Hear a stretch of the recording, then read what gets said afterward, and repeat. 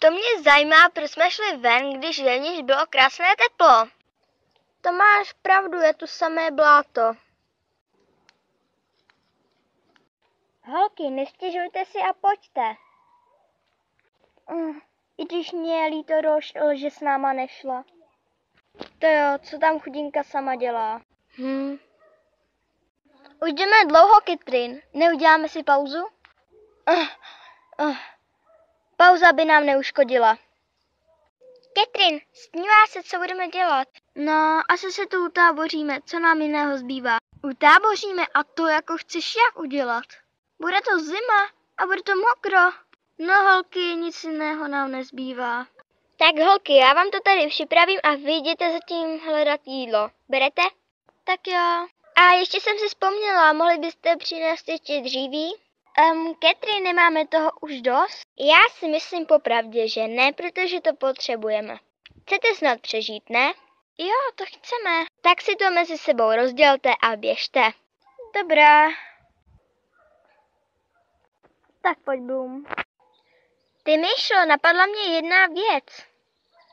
A jaká? No víš, když my hledáme dřevo a jídlo, tak co vlastně dělá Katrin? No, to je vlastně dobrá otázka. Vlastně skoro nic nedělá. Bloom, my se tu dřeme a ona si tam jen tak hoví. To si myslíš, že je fér? No já nevím. Bloom, ona nás prostě využívá jen, aby ona přežila a byla teplíčku. A my musíme za ní dřít, pochopíš to? Máš pravdu, ale víš, že máme to přinést včas, jinak umrzneme. To je pravda, ale ona si bude hovět. A my jí budeme sloužit. Prodaná Katrin. A víš co, Bloom? Co? Když ona si bude hovět, tak já taky. Přineseš prosím dříví za mě? Tak když musím. Díky, na tebe se dá spolehnout vždycky. Tak jo. Blbá Katrin. Všechno. Chce jenom odřít. Nás nechá všechno dělat a ona sama nic nedělá. Myšo. Kdo to je? Myšo. Tak tam tím směrem. Někdo se ze mě dělá srandu. Halo? Je to někdo? Nechte mě být! Kdo to jsem? Co to má znamenat a proč jsem spoutaná? Kde jsi? Všechno ti v čase vysvětlím. Neboj, Myšl. Co ode mě chceš? Na všechno dojde čas. Neboj, vše ti vysvětlím.